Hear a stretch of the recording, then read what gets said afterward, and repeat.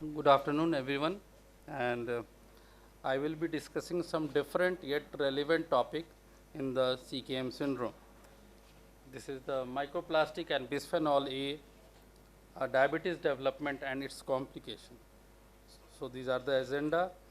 So what is microplastic? As we all know that they are the tiny plastic particles that is found globally, and it poses the greater health concern for the human being. And recent researches have revealed that they have a potential to disrupt the endocrine mechanism and our immune system, and leading to several cardiovascular complications, diabetes and other metabolic health issues. So what is microplastic?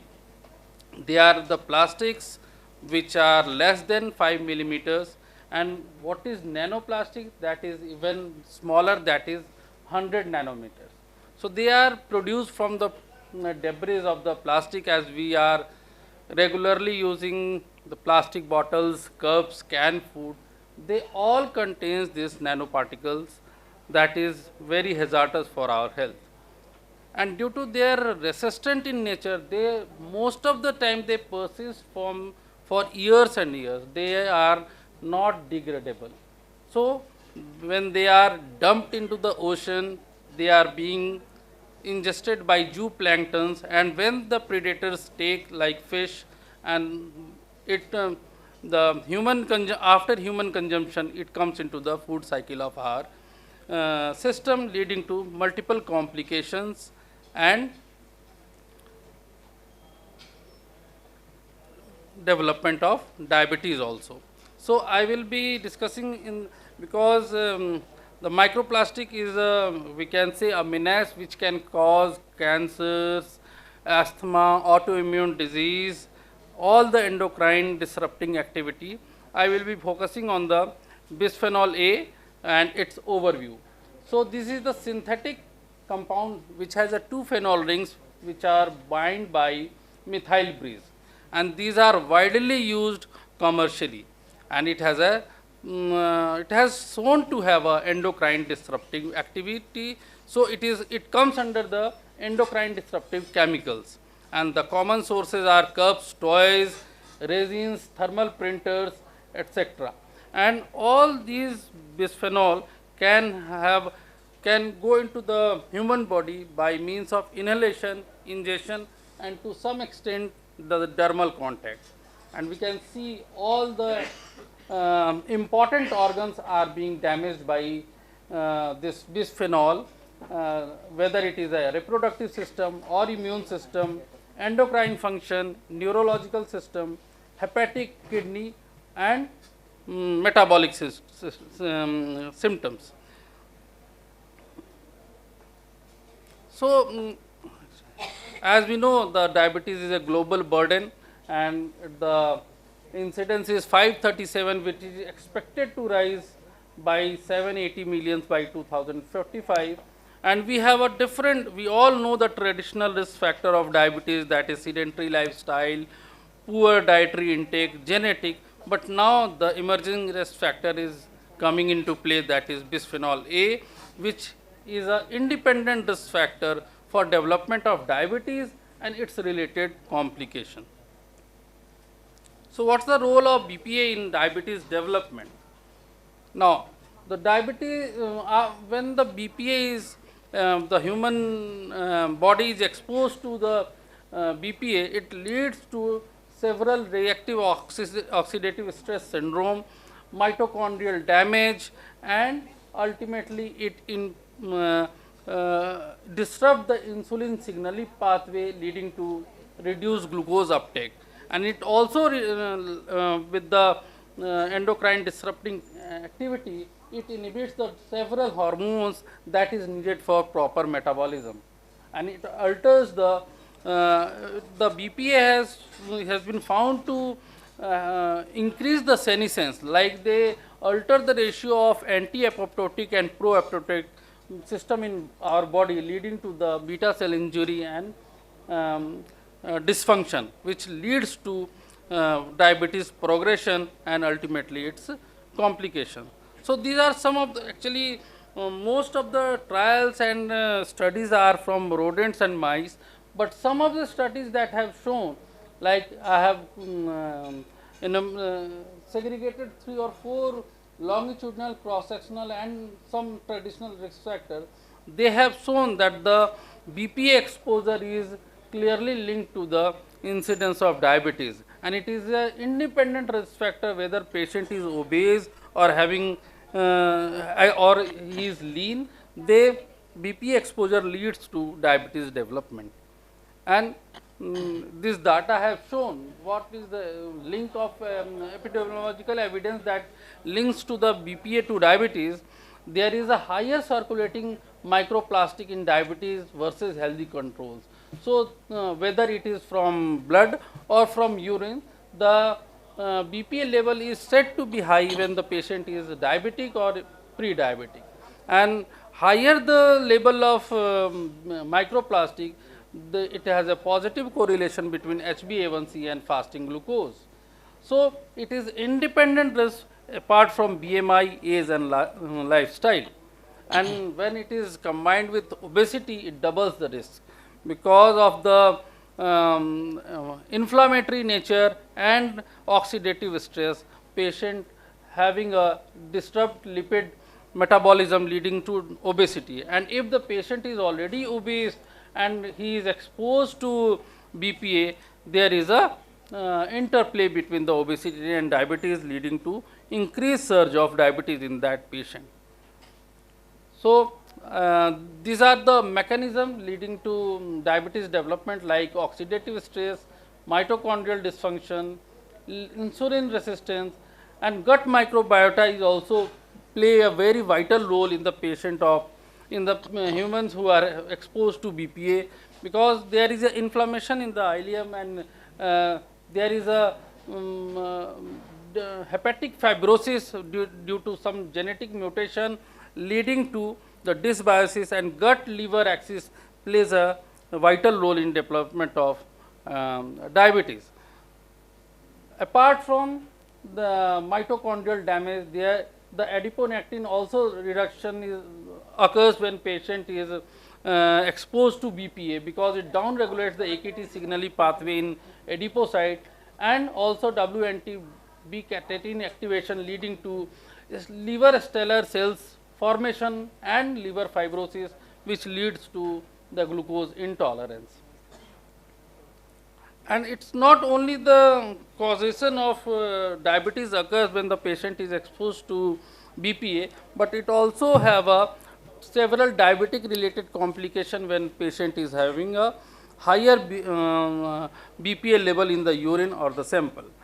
Some of them are diabetic nephropathy and diabetic cognitive decline and diabetic retinopathy. So, apart from poor diabetic control and lifestyle, BPA is also related to the development of certain complication, and the study have shown that the patient who are exposed to BPA, they have a podocyte injury and GBM membrane thickness leading to early diabetic nephropathy. And one study have shown that the humans who are exposed to BPA more, they have a low grade albuminuria, which is an early marker of renal dysfunction.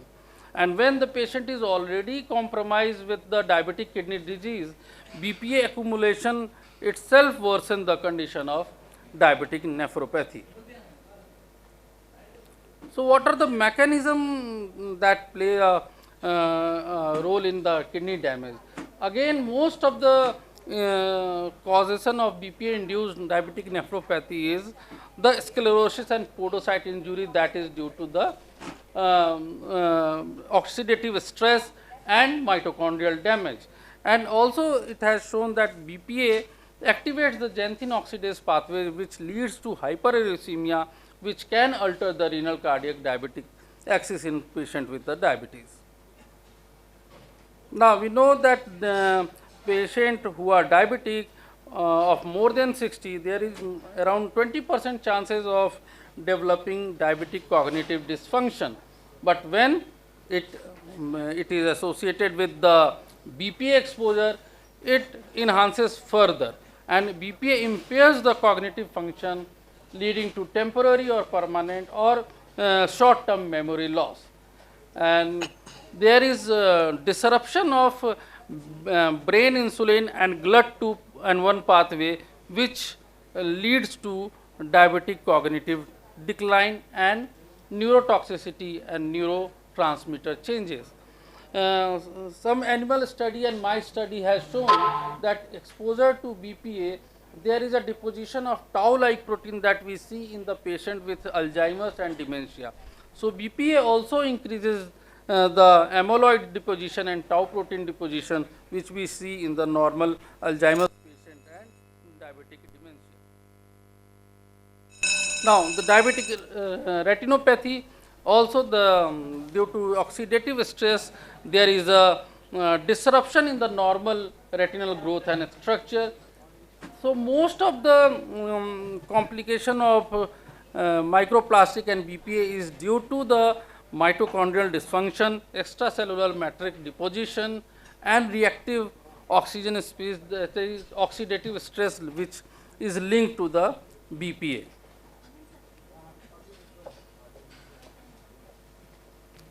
Now, the most common cause of cardiovascular effect on BPA is sometimes it links to the coronary artery disease, and there is in some histopathology also, when the plaques histopathology is seen, there is a deposition of BPA also in the atheromatous plaque. So, it has been associated with the incidence of coronary artery disease, and the meta-analysis have shown that the higher urinary BPA, it correlates with the diabetes, obesity and hypertension. And there is a J pattern progression of coronary artery disease when the patient is exposed to BPA. So, when there will be slight increase in the BPA in the urine or blood, there will be very higher chances of cardiovascular event in the patient who are diabetic. And the mechanism are same as discussed, that it induces the dyslipidemia, promotes the LDL elevation and atheromatous plaque, and also due to oxidative stress and cellular damage leading to inflammatory pathway and leading to structural heart disease. Sometimes the patient may go into the arrhythmia or sudden cardiac death. So, this is the potential role of BPA, that is in this picture it donates all the major organs that is affected by BPA, like the diabetic cognitive dysfunction, diabetic nephropathy, development of diabetes mellitus, diabetic cardiomyopathy and diabetic retinopathy. So, we can see the small and nanoparticles doing damage to the most vital organ of our body. So, there should be a broader health regulation and future research. As I said, it has a very limited study, and human studies are very minimal. Most of the studies are on the rodents and mice. So, but the effect that has shown has a very significant relation with our health, and it disrupts our reproductive system, immune system and neuroendocrine system, and it is linked to the other autoimmune disease also. Even it is linked with the type 1 diabetes, asthma and other metabolic disorders. Because of its widespread exposure, we are at high risk, because on the day-to-day life we are using the same materials either in the commercial area or in the residence area. So, we have to be cautious about this nanoparticle, and we have to counsel the patient also to restrict water intake of the canned food or the bottled water, that can, because of the higher degree of temperature in our continent, the exposure of BPA becomes more when the canned food is subjected to the our higher temperature. So, we have to counsel the patient about food, water air, and last but not least the lifestyle. So we have to choose a glass, stainless steel, that traditional utensils that we were using, not of the made of the plastic. So there should be a regulatory action because of the limited study. It has a 50-50 response from the government and the healthcare sectors. Like many of the utensils says that it is BPA free, but some BPF and BPAF and BPAS, they are being used, and they are also nanoparticles, and they can also induce the same side effect like BPA. So there should be a the substitute should be healthier, not like BPA, and the policy and research to be continued, and it should include the human being, so that we can have a more data and we can regulate the BPA in our system. So the key takeaway message is, it's a environmental risk for diabetes, not only diabetes but also its complication due to its endocrine disrupting activity, and we have to reduce the BPA exposure so it can slow the diabetic progression and its complication. And ongoing research is very much needed, as we are very short of research in this field. Thank you. Thank you, Dr. Saab. Very good presentation. Thank you, Dr. Saab. Very good presentation. Any query from audience? Please. Yeah. Yes, ma'am. Why not, ma'am?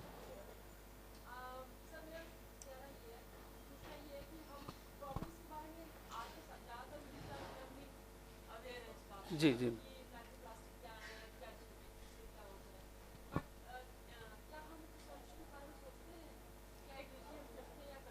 जी, वही वही सबसे बड़ी lacking है जी।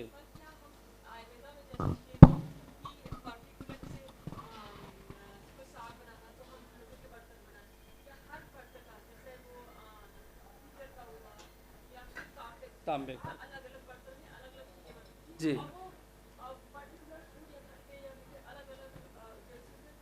जी जी जी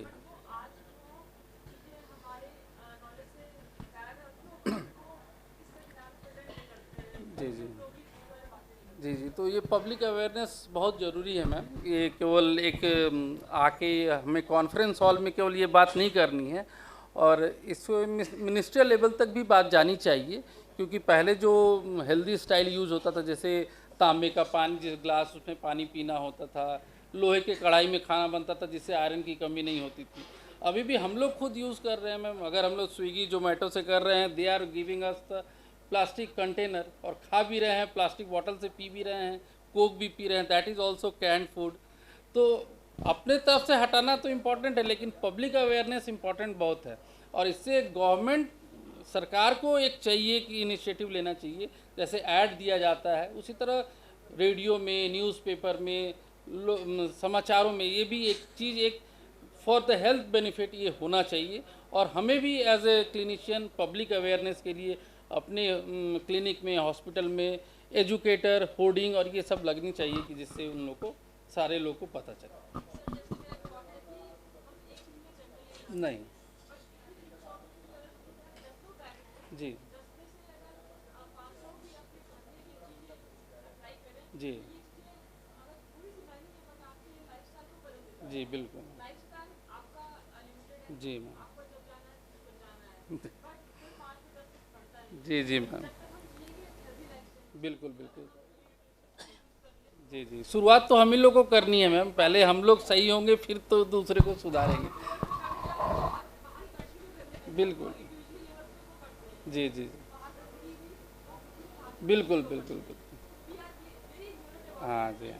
तो ये हमें अपने इस चीज़ को पहले हमें इनकलकेट करना है, फिर हम लोग दूसरे को अवेयर करेंगे। Thank you ma'am, thank you.